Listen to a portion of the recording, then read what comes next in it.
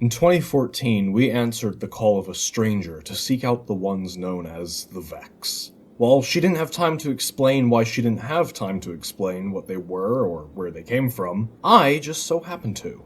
These time-traveling clankers have tried on so many occasions to turn our worlds into massive machines, even succeeding at times. They are arguably the most complex foe we've encountered to try and understand, because we know almost nothing about them or what their true motives are. But there are breadcrumbs scattered all over the place, so I aim to make a loaf out of them. From trying to transform Venus twice, to having a civil war on Nessus, to outclassing most Guardians with their legally acquired trenchcoats, the Vex will forever march to the beat of their pattern, until the final spark of our sun's light fades as they achieve perfection. Today, we will dismantle the layers of these machines and find out what makes them tick, in this biological analysis of the Vex. This is what it looks like when we fail. This is the future of the Vex Mind. The Vex called to you. Humanity called to me, Imp Swarm, begging for direction, for a conductor.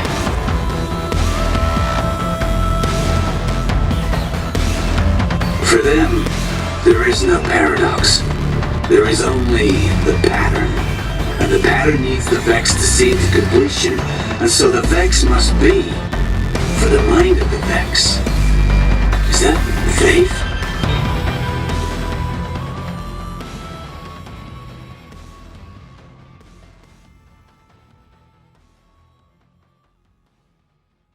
The Vex are a cyber-organic species that are as ancient as the universe itself. Enigmatic and inscrutable, they work ceaselessly to convert planets and other celestial bodies into vast machine worlds and are hostile toward any life form that gets in their way. Their technology is among the most advanced ever encountered by humanity, enabling incredible feats of material and space-time engineering, as well as time travel. Cyborgs, I hear you say? Yes, the Vex are in fact cyborgs. To an extent. The Vex, or rather the real Vex, are actually this white goop called radiolaria. Each individual drop is a living orgasm. The frames we fight are merely the exosuits for these little fellas. In other words, the Vex have Gundams. They are also the only species in Destiny to be completely genderless, making them the most progressive faction in Soul. The mind fluid inside each of their mind cores is composed of a milky substance wherein radiolaria cells float. This centralized mind core is also a localized receiver for each individual Vex component of the Nexus. Vex cells are noted as ithogens, and physical contact with Vex units can produce dangerous mind-altering effects. Ikora believes that this is not the true form of the Vex themselves, as she believes that if the Vex could manifest their consciousness in such a form, it would be to take on other forms rather than what we currently have. We have yet to see this for ourselves. According to the notes taken by Clovis Bray I, the dynamic mobility of radiolaria within their fluid environment renders them exceptionally well suited for performing certain difficult calculations. He also noted that the Vex language, as embodied within radiolarian fluid, does not involve semiososis or the use of symbols. Instead of utilizing placeholders for concepts, the Vex directly mimic or simulate concepts or phenomena as they communicate about them to one another. The asymbolic nature of Vex language is the fundamental difference between Vex cognition and human cognition. It is believed that the Vex are not born or made, but rather converted. When radiolarian fluid comes into contact with non-Vex matter, it will attempt to turn the host into a Vex unit. An example of this would be when Asher Mir was infected with radiolarian fluid, his arm turning into a Vex construct as a result. Kabir the Legionless suffered a similar fate after drinking an Oracle and transforming into the Aegis. That's right, the shield we utilize in VoG is in fact a Vexified Titan. This also explains why radiolarian fluid deals damage when stepped in. The reason you lose health is that all the radiolaria beneath you is actively trying to turn you into a Vex. So don't stand in there for too long. In the opening cinematic first season of The Undying, Vex constructs are seen inactive in what is described as a gestation leak, where radiolarian fluid finds its way into constructs to bring them to life. It is possible that the manufacturing supplements conversion or the newly converted constructs may need to undergo additional processing before they can be activated.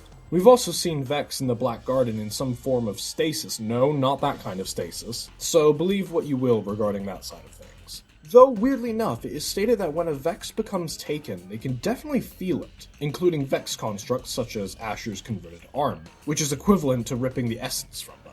Asher even stated that taking Vex would be suicidal and risky, as Vex infect everything they touch, and their self-replicating subroutine would consume them from the inside out.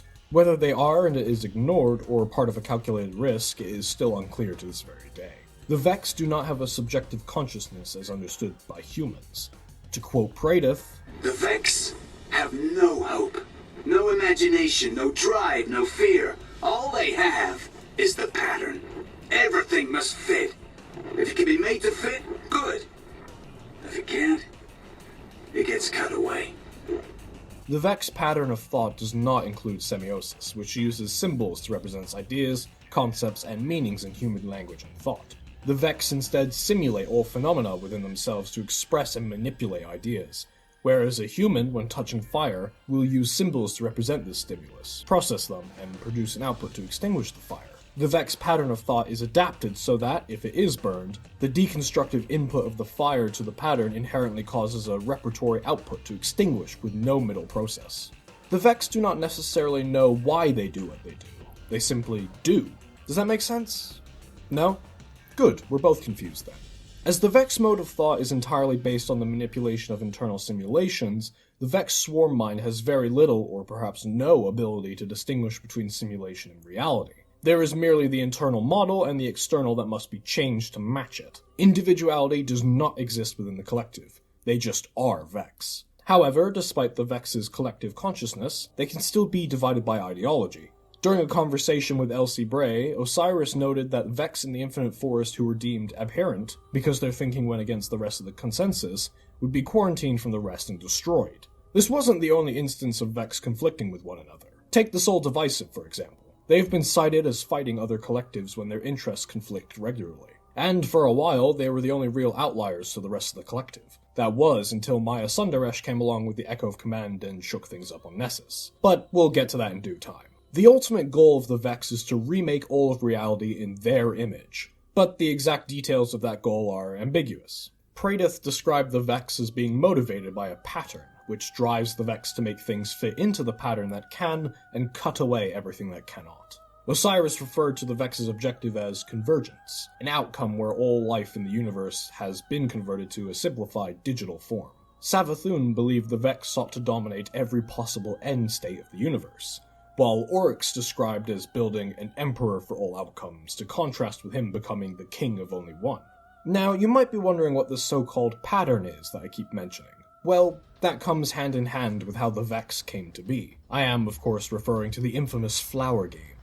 The Flower Game is a metaphor for the simulated realities of light and darkness, created together in the primordial garden before time that preceded the universe. It is described by the darkness as a version of Conway's Game of Life, acted out using flowers that open and close to represent shaded and empty squares, respectively. In actuality, the game was vastly more complicated than this allegorical description, being able to describe entire universes. Conway's Game of Life is a cellular automaton devised by the British mathematician John Horton Conway in 1970. It is a zero-player game, meaning that its evolution is determined by its initial state, requiring no further input. One interacts with the Game of Life by creating an initial configuration and observing how it evolves in the discrete time steps called generations. There is no limit to the number of generations, computational resources permitting, or win condition. The rules of the game are as follows. Number 1. Any live cell with fewer than 2 live neighbors dies, as if by underpopulation. 2. Any live cell with 2 or 3 live neighbors lives on to the next generation. 3. Any live cells with more than 3 live neighbors dies, as if by overpopulation. And finally, Rule 4, any dead cell with exactly 3 live neighbors becomes a live cell, as if by reproduction. The Flower Game, on the other hand, is a particular self-sustaining pattern that would always emerge, which ended up dominating the entire game. The darkness found this to be a pleasing outcome, but the light was irritated by it, desiring that the game produce endless novel patterns instead. The rules of the Flower Game are as follows. Rule 1. A living flower with less than 2 live neighbors is cut off. It dies. Rule 2. A living flower with 2 or 3 living neighbors is connected. It lives. Rule 3. A living flower with more than 3 living neighbors is starved and overcrowded. It dies. And last but not least, Rule 4. A dead flower with exactly 3 live neighbors is reborn. It springs back to life. The game was always played upon an infinite 2-dimensional grid of flowers, with the only play permitted in the game being the arrangement of the initial flowers. After playing for the who knows how long, as time is relative to a god, the light, also known as the gardener, made itself into a new rule within the game that would promote diversity and complexity. The darkness, aka the winnower, did the same, becoming a rule that enforced simplicity. In doing so, however, the patterns that had previously dominated their games escaped into the nascent universe, where they eventually became the Vex. Seeing as how they dominated every situation they were in before our universe, they're trying to do the same to ours. They're trying, once again, to become that final shape. No, not that final shape, but rather their own final shape. As a result of having originated in the primordial reality predating the arrival of light and darkness, the Vex are unable to simulate paracausal forces or beings. However, they have demonstrated the capability to either siphon or erase such forces through deduction or by using ontological weapons, and consequently, have a particular interest in understanding paracausality and co-opting paracausal forces for their own use where possible. When the Vex first encountered the Hive after Crota inadvertently released them into the Ascendant Realm of Oryx, the Vex manifested an Axis mind, Quoria, Blade Transform, dedicated to understanding and utilizing the sword logic. The pulse of light emitted by the Traveler when it defeated Gaul was apparently instrumental in allowing Panoptes to predict a future where convergence was achieved and to enact a plan to achieve that future. The Black Garden is another example of a Vex effort to harness paracausal forces for their own use, in this case with the rogue Vex faction known as the Soul Divisive that the rest of the Vex collective either avoids or is opposed to. Also, deep lore cut regarding the Black Garden, you see that massive mountain-like shape in the distance? Yeah? Well, that's actually a stump. A tree stump. To be even more specific, the stump of a long-fallen tree of silver wings that was destroyed by the clash between the Gardener and Winnower before they inserted themselves into the Flower Game, or, as we would know it, the universe. We've seen a Tree of Silver Wings before, twice in fact. Once in the Cradle on Io during Season of Arrivals, and the other in the Root of Nightmares raid, the latter being one you can actively watch grow as you progress through the raid. We've seen how big those can get, now imagine just how big one would be if the stump was that size. Crazy, right? Anyways, the Vex don't necessarily have a command structure. The Vex are all connective in a massive hive mind. But individual units, called Vex Minds, act as leaders by storing all information necessary to complete a particular goal, freeing up individual Vex to pursue local tasks, while the Axis Minds can plan globally. This creates a centralized weakness for the Vex, but they seem to consider it worth the risk. The Vex are divided into different programming collectives, each with a different set of directives, intended to advance the Vex race as a whole. Whether the Vex in question are devoted to engineering projects, full-scale war, or religious devotion, all Vex are united by a single unfathomable purpose. You may notice this more as we continue, but most units of the Vex are named after figures of ancient Greek mythology. Named Axis Minds tend to have names in Greek as well. For example, the Vex Mind Hagios and Agioctus both mean saint in Greek. This symbolizes the great respect the Vex have for Saint 14. The only 2 units that defy this naming convention are the Wyverns, being named for a legendary creature in medieval European folklore, and the Imp Swarms, named after the small fairies or demons, often described as troublesome and mischievous, more than seriously threatening or dangerous. This naming convention can also be found utilized within the Vex network itself, some examples being explored firsthand during the expunge missions from Season of the Splicer, these being the Labyrinth, a maze which imprisoned the Minotaur, the Styx, a river which served as the boundary between Earth and the Underworld, Tartarus, no, not the Brute, which serves as a prison for the wicked and effectively is the Underworld itself, and Delphi, which is the site that ancient Greeks believe was the center of the Earth. According to a post on Rolling Stone, the story of the Vex was inspired by a little-known movie called Gandahar, which was about metal men who come from the future and begin turning everything in a paradise world to stone. All Vex seek to survive and dominate the universe, but while the main Vex collective seeks to simulate a future where the light and darkness don't exist and only Vex remain, the Soul Divisive seek to become one with and be remade by the darkness to achieve supremacy.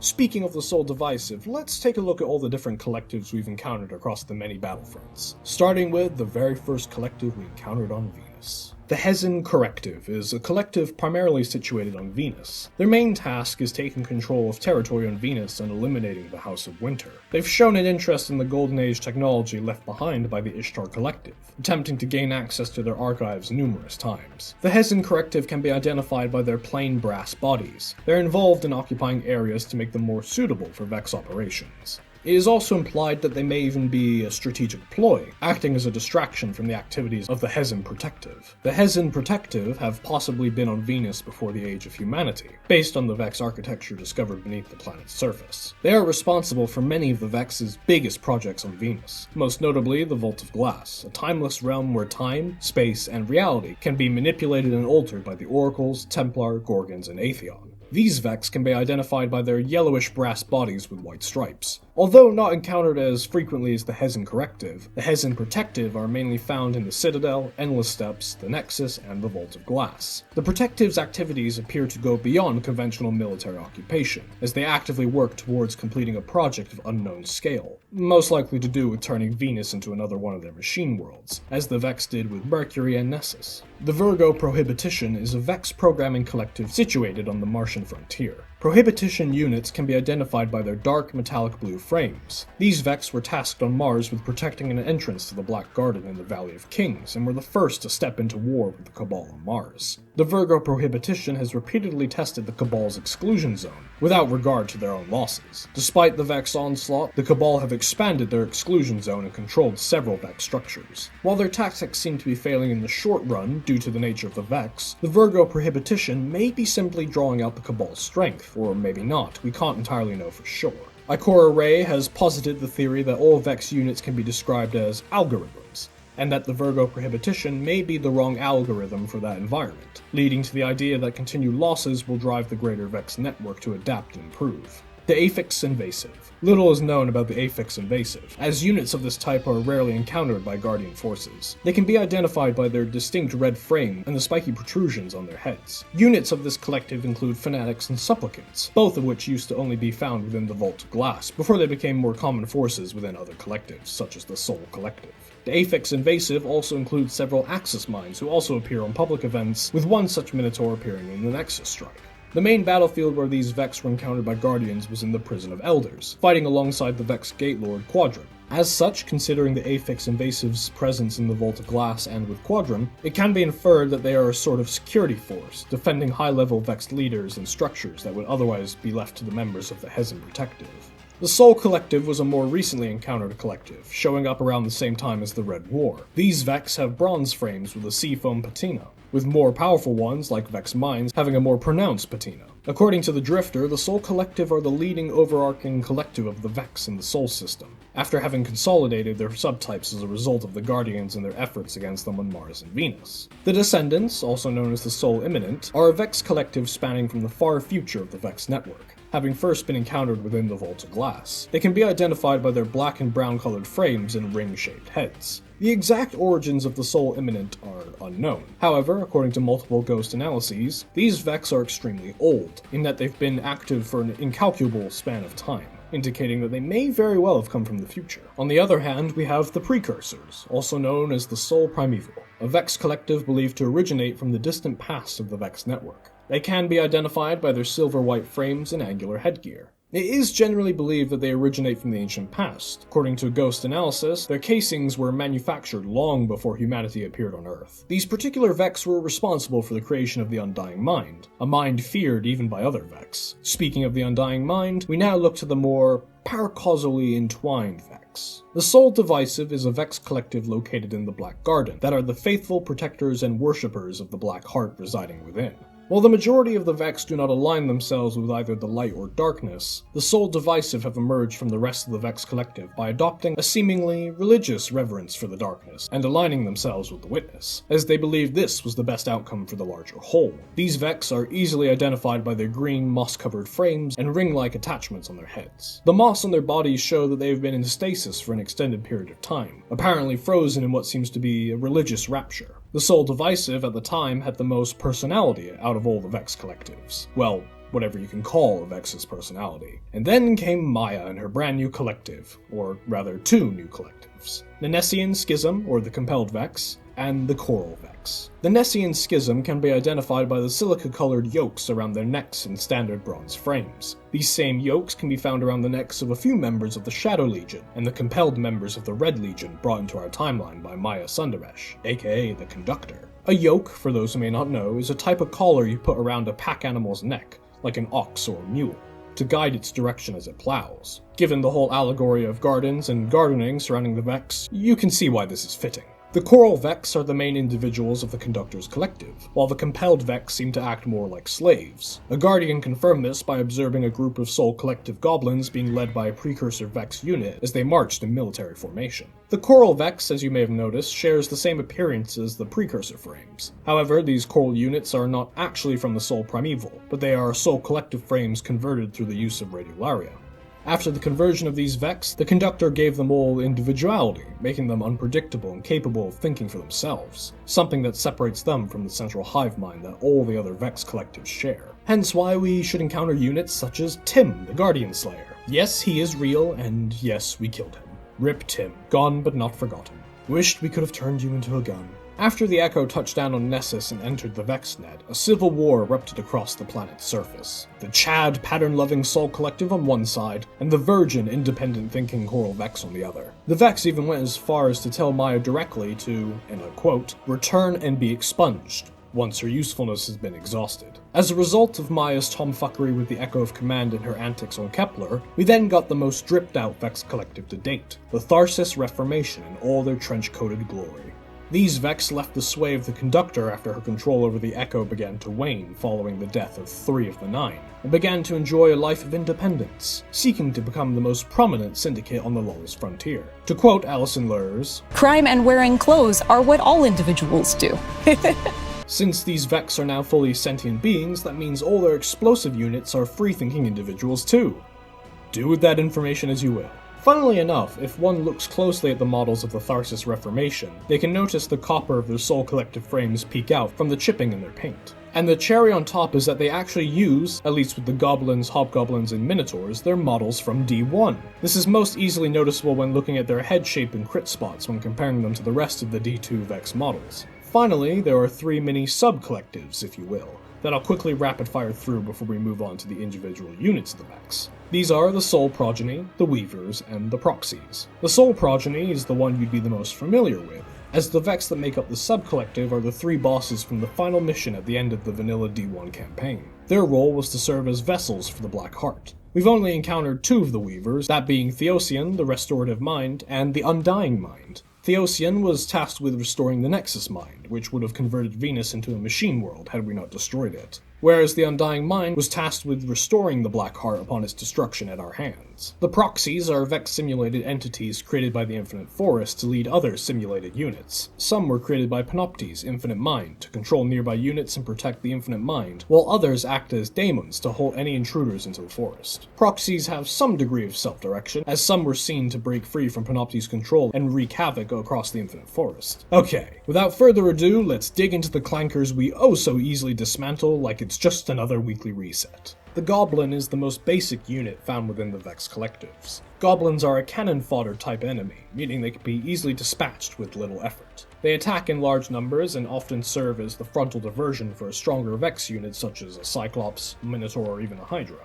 They attack from a distance with low-level projectile weaponry such as their solar slap rifles and tend to stand their ground. They move slowly and do not take cover, but they can teleport across short distances. Only when their heads are shot off do they lose their composure and go into a berserk state, shooting faster while charging at their foe, with visible electricity coursing across their body, and will attempt to engage in melee. The same behavior can be encountered with Hobgoblins and Minotaurs if their respective heads are shot off. The real weak spot of a Goblin, the same weak spot shared with the Hobgoblins and Minotaurs, is actually its abdomen or lower stomach region where a glowing mind core is situated.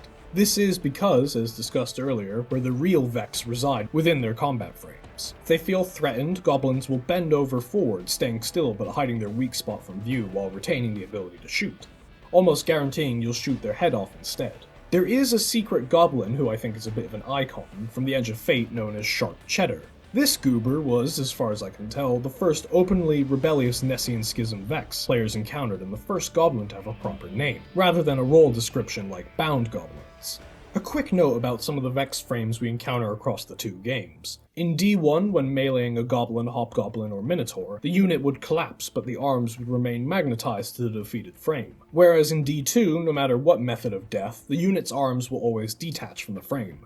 I guess they ran out of magnets? There is a subtype of the Goblin unit known as Fanatics. The Fanatic unit was first encountered in the Vault of Glass and could be identified by their headless, jittery appearance, which coincided with a green glow. These units carried a debuff called the Mark of Negation, which, if not cleansed in time, would lead to the Guardian's demise by the Ritual of Negation conducted by the Templar. However, in Destiny 2, these units would appear as standard Vex enemies, with a modified appearance and abilities. All Fanatics walk with a rather disrupted, uneven gait and are all missing their left arm, from which wires can be seen to sprout out. Their chassis is also seen to be scratched and damaged in various areas, and they will relentlessly chase down their targets while emitting glitch screams. It is unknown what the true origin of Fanatics may be, but thus far they seem to be goblins that have received such severe damage that the Vex Collective has seen no further use for them other than spreading their infectious radiolarian fluid. Once they get too close or are damaged enough, they will explode in a solar blast, leaving behind a pool of radiolaria which damages those who step into it. Their role can be compared almost one-to-one with that of the Hive's Cursed Thrall, more on them in the upcoming Hive biological analysis.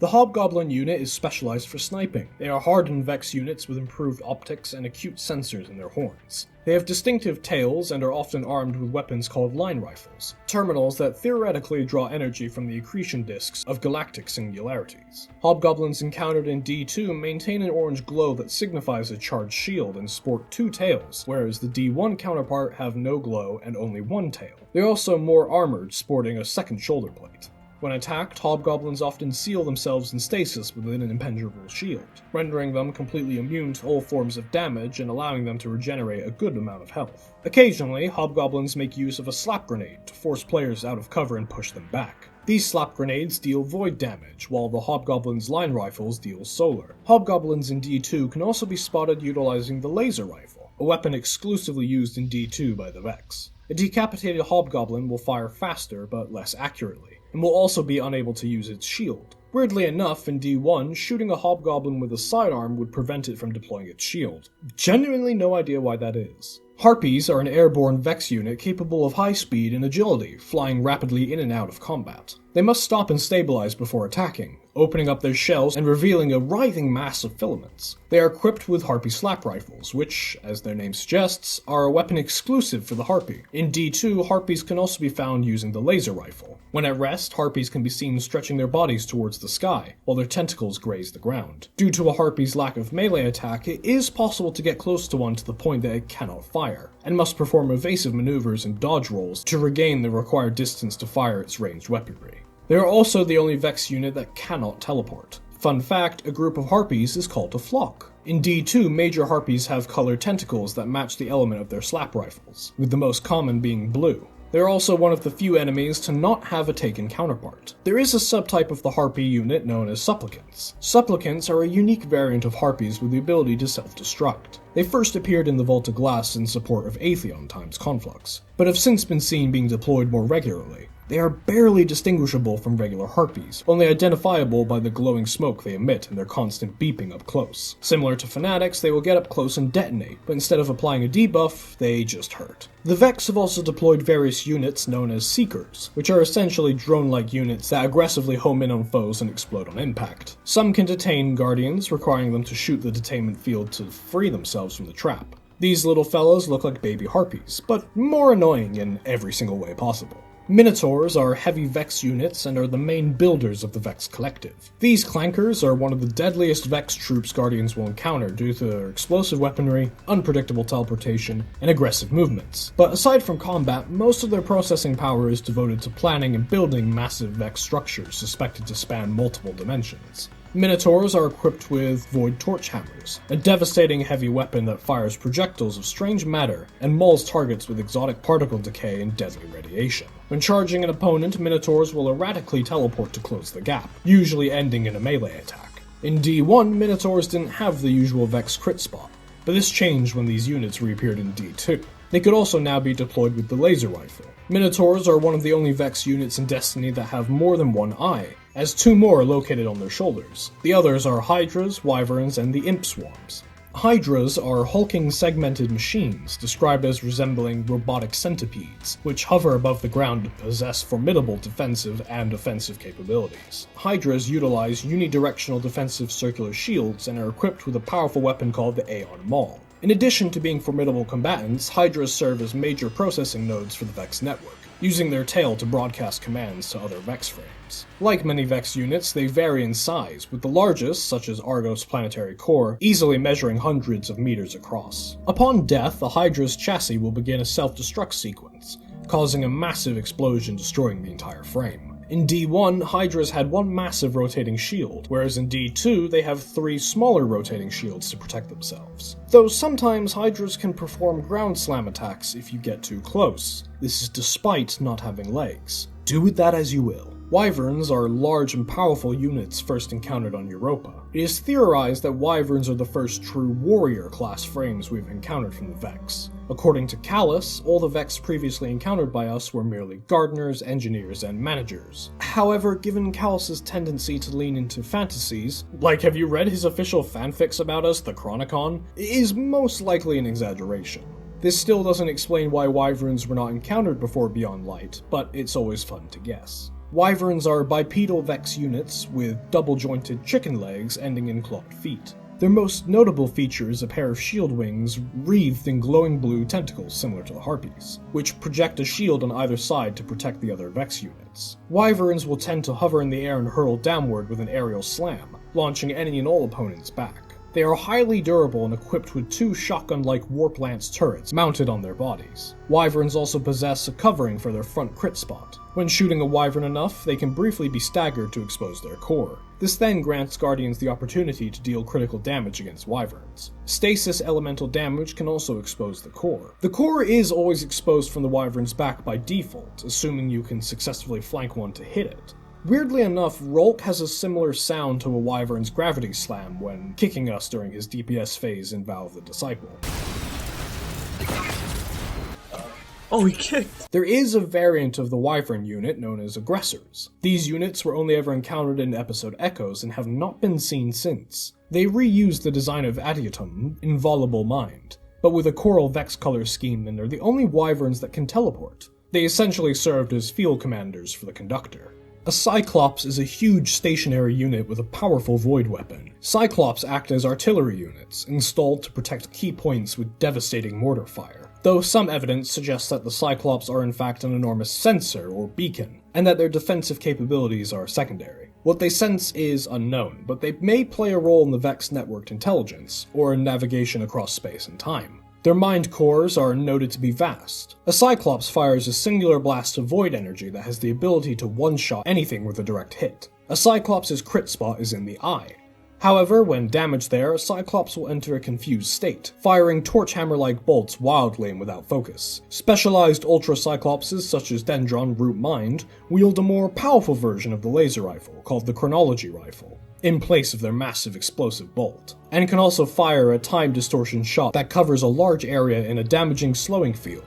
In addition, these Cyclopses are mounted on rails or augmented with teleportation capabilities, allowing them a certain degree of movement. Sadly, no, Tharsis Reformation Cyclopses don't get to wear trench coats. Devastating news, I know. We should start a GoFundMe to amend this. Imp Swarms are the newest Vex unit, first encountered on Kepler. An Imp Swarm consists of 6 small flying Vex units, with 1 larger unit commanding 5 smaller units that hover around it. Each individual unit has a spherical core with 4 floating fins and 6 pointed arthropod-like limbs emerging from its underside. They fire a consistent low fire rate arc emitter as their main offensive capability. If the main unit is destroyed, all the lesser units go into a berserk mode called the Imp Switch, diving at the attacker to self-destruct, similarly to the Seekers. According to Vanguard reports, Imp units also come equipped with matter deconstructors and carbon-edged claws. This is because imps function as decomposers, breaking down organic and inorganic material and using it to grow the swarm. A leading theory speculates that the Imp Swarm is one singular entity, ungoverned by a mind. Preliminary tests suggest that each radiolaria within an imp is copied from a host or core body, believed to be housed in the central imp frame. According to one hidden agent, imps may keep portions of themselves hidden away from the main swarm, as an act of self-preservation in the scenario that the main part of the swarm is destroyed, so it can regrow its numbers. Okay, so we've gone over all the Vex units, we've gone over their biology and what drives them both figuratively and literally. Surely we talk about their tech now, right? Well, yes and no. We'll get there in a second, but first I'd like to go over how their command structure works. I say command in quotations because, as stated earlier, the Vex don't really have ranks, but rather purposes. Let's go over the purposes of just a few of the big bad Axis minds found within the VexNet. To start us off, let's look at Saint 14's personal favorite, Agioctus Martyrmind. This mind's sole purpose for its creation was to drain the light of Saint 14 during his search for Osiris within the Infinite Forest. Keep in mind it took the Vex centuries to defeat Saint, so he was still a badass to the very end. Argos' planetary core was a massive Hydra of the Soul Collective that was found trapped within the Leviathan's belly after it began to consume Nessus. Argos is aptly named due to it being the mind at the center of Nessus, given that the world had been turned into a machine. All machine worlds created by the Vex have a mind at the center of them, running the show behind the scenes. The case is the same with Panoptes' infinite mind, who can be found running the Infinite Forest in the core of Mercury. Panoptes was one of the first Vex minds to occupy Mercury. Another notable mind that came to Mercury was Dendron, Root Mind, who played a significant role in not only the planet's conversion into a machine world, but also in the creation of the Infinite Forest and, by extension, Panoptes itself. Atheon times Conflux was a Vex mind found at the heart of the Vault of Glass. It is unknown whether Atheon was the creator of the Vault, or whether it created Atheon. Atheon had control over time within the Vault and converged causal pathways from every axis in the space-time bulk. This meant that Atheon could send Guardians into the past, future, or spaces without time at its own discretion. It was the centerpiece of the Vex Conflux network, which extends to the gate networks across space and time as part of their plans to incorporate the Vex into reality itself. Atheon did have help performing its tasks within the Vault in the shapes of the Templar and the Gorgons. Quria, Blade Transform, also known as the Dreaming Mind, was created by the Vex to conquer Oryx's throne world and unravel its secrets by gaining an understanding of the sword logic, but was ultimately taken by Oryx long ago. It was then repurposed by Savathun to aid in her schemes, one such scheme being the curse on the Dreaming City and the other being the Endless Night. The Sanctified Mind is a massive mind found within the Black Garden, more specifically the Garden of Salvation Raid. It had previously established contact with the Witness in the Black Fleet sometime within the Black Garden and was left with one of the Pyramid Scales as a token of it and the Soul Divisive's devotion to the Witness's cause. The Sanctified Mind was part of the Soul Inherit, which are a subfaction of Vex that were meant to replace the Black Heart thanks to its destruction by our hand. You'll notice that throughout the raid, the Soul Divisive Vex are constantly attempting to sacrifice themselves to the inherent minds throughout each of the encounters. Zydron, Gate Lord, is a unique unit that protects the Endless Steps and the gate found within. Gate Lords were responsible for keeping Vex realms locked out of time. Zydron in particular has been described as typically existing in a liminal state, stretched between multiple gates or terminals, and only inhabits a body when the need arises. Zephyrus, Autonomous Mind, is a Minotaur who is the current leader of the Tharsis Reformation crime syndicate. Zephyrus was originally a subordinate to the previous leader of Tharsis Reformation, 984 Cryos. Zephyrus eventually killed Cryos with a singular bullet from his Fatebringer, stating they were now free of 984 Cryos as they were from the Vex's pattern and the Conductor. Zephyrus is actually named after the Greek god of the West Wind and the first Vex to have a gender, that being male. Kurrigus, the World Line, is a massive Harpy of the Coral Vex encountered as the final boss of the Desert Perpetual Raid. It is found within a pocket of the unknown space at the heart of the Singularity, having formed from within the Nine Space and attempting to digitize the whole section into the Vex network. In physics, a world line is the path traced by an object as it moves through four-dimensional space-time. Funnily enough, we own an exotic sword with a similar name, the World Line Zero. The name Kurrigus is similar to the ancient Greek Georgus, a term for a wealthy Athenian citizen who financed the chorus and other elements of dramatic production. It also shares the look of a biblically accurate angel and, as of this video, is the second largest Vex boss we've encountered, the first being Argos' planetary core. Finally, we have the Conductor, Maya Sundaresh herself. She's an Exo who wields the Echo of Command to control the Vex in her pursuit of the new Golden Age. She was once a human researcher, scientist, and a member of the Ishtar Collective on Venus during the Golden Age, and the wife of fellow scientist Chioma Essie. She was also a founding member of the Future War Cult, one of the Last City's factions, and one of the founders of the secret Neptunian city of Neomuna. Lakshmi too shares the same voice and mannerisms as Maya. This is because she's actually a mental imprint of Maya overlaid on that of a central exo-recipient for Lakshmi's original mind. Maya's ultimate goal was to find her wife Chioma Essie and bring about a new golden age using the Vex as her tools. However, things have changed as of D2's final update. Maya has both abandoned her quest and the Echo of Command. Now the Echo lurks somewhere deep within the VexNet, its fate unknown. Maybe the Knotworm that's been lurking in the Vex network will find it. Or maybe Savathun will in her hunt for Maya. Or maybe Teox will, since she's chilling in a simulated fundament doing God knows what. Who knows? Speaking of simulations, let's talk tech. It is thought that the Vex have embedded structures within every known celestial body, such as the Citadel on Venus. Though we do not know its true purpose, it is speculated to have been planted there long ago, waiting for the right moment to grow. All Vex structures are linked together in a massive trans-dimensional and trans-temporal gate network, which spans thousands of divergent realities all at once. An example of this specific network would be the Corridors of Time. According to notes taken by Clovis Bray I, Vex gates appear to lack meaningful structure or instrumentality, instead being a seemingly arbitrary arrangement of elemental metallic components. He speculated that a gate structure instead serves as a kind of password that is recognized by some technology far away in time and/or space, which will manifest a gate only when the component pieces of the gate have been assembled in the correct shape. Overall, the Vex network is compartmentalized and operates in localized nodes called subnets, which can each work individually from one another. If one suffers, it will not affect the rest of the network as a whole. Confluxes are just one of many forms of these nodes. Confluxes take two forms.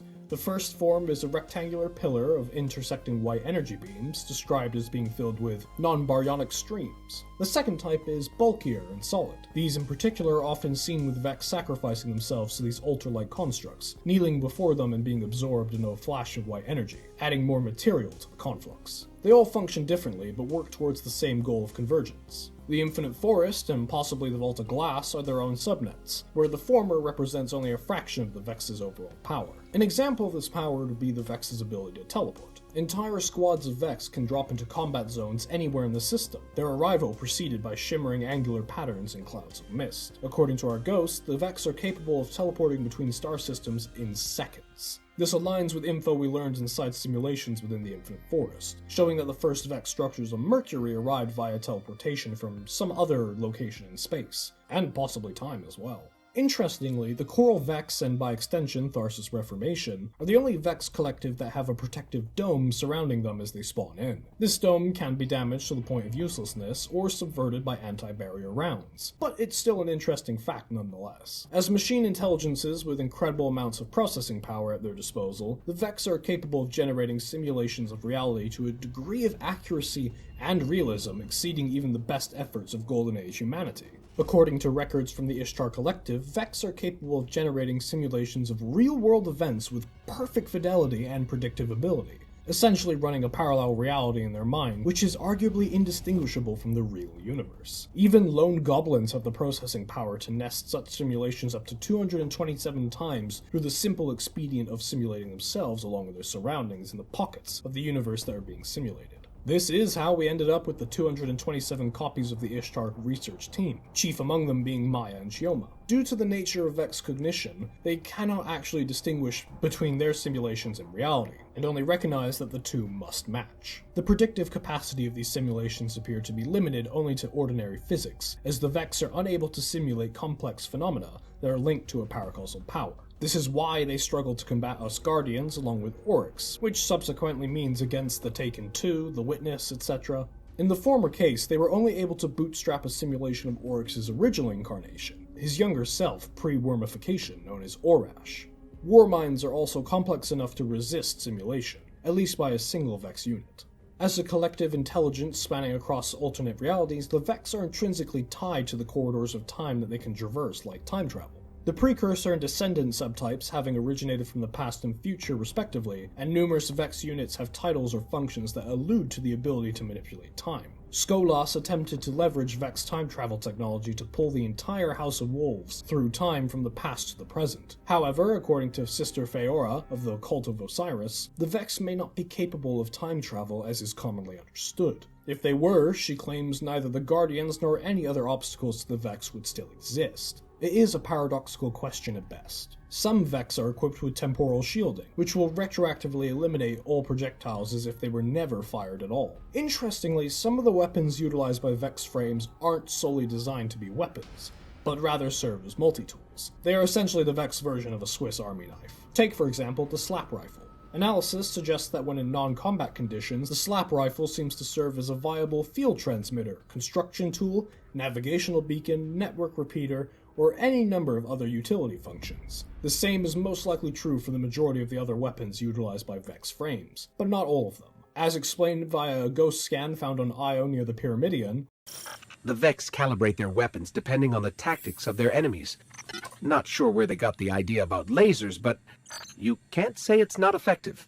The most infamous example of Vex engineering would be that of 2082 Volantis, also known as the Forge Star. It is a blue hypergiant star system colonized by the Vex. That portal from the end of the Glassway strike actually leads directly to the system this Forge Star is in. The system itself appears to lack planets, according to Clovis Bray's expeditions through the portal, which may have been dismantled to build the array of orbiting Vex statite, or artificial satellite, megastructures that are involved with prolonging the star's lifespan and harvesting the heavy elements formed in its heart. The star itself should not have been able to last this long, but somehow it has, and that would be thanks to the Vex artificially keeping it alive to utilize it indefinitely. Undoubtedly, there are many more Forge Stars like this out there, waiting to be explored.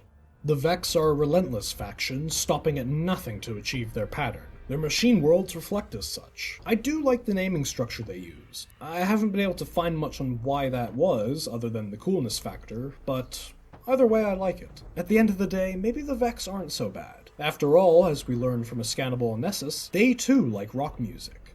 Even broken Vex gates are pretty interesting. This one is emitting radio waves. I can almost... Okay, somehow the Vex are listening to classic rock from the Golden Age. They're death robots with good taste in music.